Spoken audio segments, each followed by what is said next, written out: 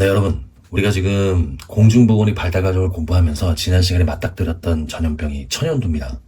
하늘과 자연이 내린 역병이에요. 그러므로 걸리면 방법이 없다라는 거예요. 치명적이다라는 거죠. 목숨을 잃게 되는 거니까. 근데 영국의 시골 의사 에드워드 제너라는 형님께서 가만히 보니까 소젖을 짜던 여인들은 이 우두라는 바이러스에 감염이 되더라는 거예요. 이거 우두는 세균이 아니라 바이러스입니다. 네덜란드에서 옷가게 하시던 형님 있으셨죠. 그 과학 덕후 레베누크 형님. 그 형님이 광학 현미경을 개발하셨잖아요. 그거는 세균은 볼 수 있지만 바이러스는 볼 수 없어요. 그래서 우두균과 우두 바이러스 그게 그거 아니냐 라고 생각하시면 안 된다는 거예요. 세균이랑 바이러스는 완전히 다른 겁니다. 그건 뒤에 가서 또 설명할 기회가 있을 거라고 보고, 소젖을 짜던 여인들이 우두 바이러스에 감염이 되면 어떤 경우냐면 이런 거예요. 그 당시에는 이렇게까지는 모르셨겠죠. 에드워드 제너 형님께서는. 우두 바이러스는 병원체죠. 이 병원체가 우리 몸속으로 이렇게 들어오는 순간 우리는 뭐가 돼요? 숙주가 되는 거예요.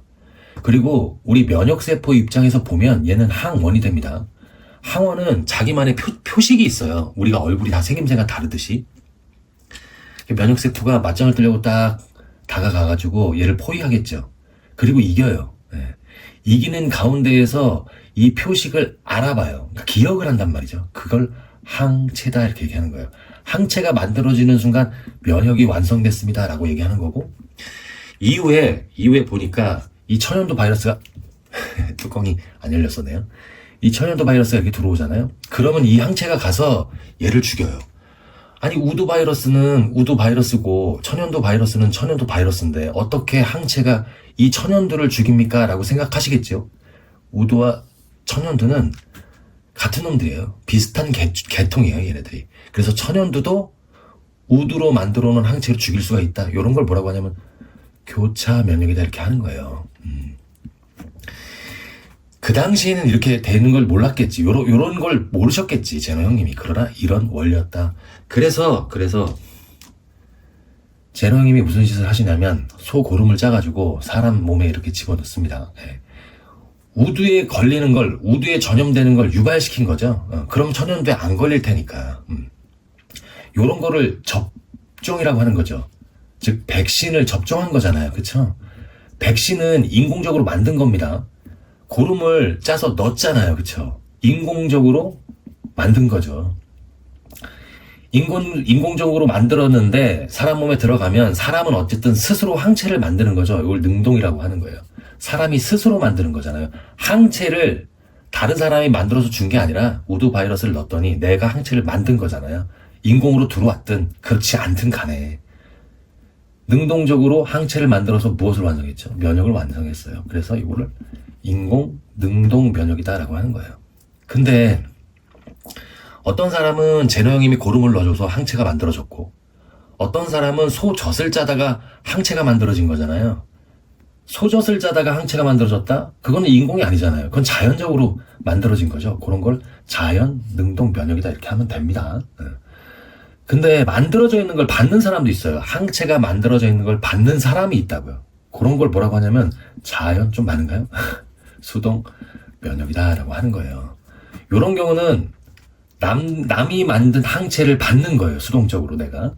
엄마가 아기에게 태반, 모유를 통해서 엄마의 항체를 아기에게 줍니다. 엄마가 아기랑 남인가요? 뭐 이렇게 물어보시면 할 말이 없는데 무슨 얘기인지는 여러분 이해하셨을 거라고 봐요. 내가 만든 게 아니라 내가 아닌 다른 사람이 만들어서 저에게 주는 거잖아요. 우리에게. 그걸 자연 수동 면역이다 이렇게 얘기하는 거예요. 지금은 광견병이라는 거, 요거. 지금은 백신이 있죠. 요 백신 만드신 분이 루이 파스테르 형님이세요. 그건 뒤에서 또 공부를 하겠지만 미친 개가 물어서 감염되는 거예요. 광견병 바이러스가 감염시키는 거란 말이에요. 네. 그러면 항체를 만들겠죠. 근데 백신을 맞아서 항체를 만들었잖아요. 그럼 이거 뭐예요? 이거는 인공 능동 면역이다라고 하는 거예요. 근데 광견병 백신을 안 맞았어요. 근데 미친 개가 물었네. 그러면 바이러스가 들어오죠. 항체를 만들어서 대항하기엔 시간이 부족하잖아요. 그러면 어떻게 해야 돼요? 그러면 다른 사람이 만든 걸 집어 넣어야 돼요. 인공이죠. 인공. 그쵸? 다른 사람이 만든 걸 집어넣었잖아요. 나는 받은 거잖아요. 그런 걸 인공, 수동, 면역이다 이렇게 얘기한단 말이에요. 아, 이렇게 네 가지 정도로 분류할 수 있겠구나라는 거고.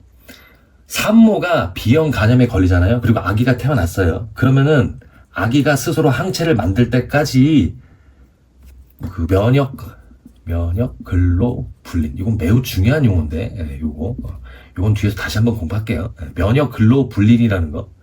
그걸 집어넣어줍니다. 광견병의 항체를 인공적으로 만든 걸 집어넣는단 말이에요. 누가 만들었든 간에 그거를 집어넣어주면 나는 수동적으로 받아서 면역을 완성하잖아요. 완성한다는 거는 항체를 만든다는 게 아니라 만든 항체를 받는다는 뜻이에요.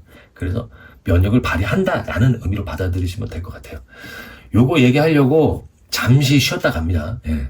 지금 우리는 공중보건의 발달 과정 공부하고 있고 여명기에 들어섰어요. 시대적으로는 근세입니다. 예. 저는 항상 여러분들 편입니다.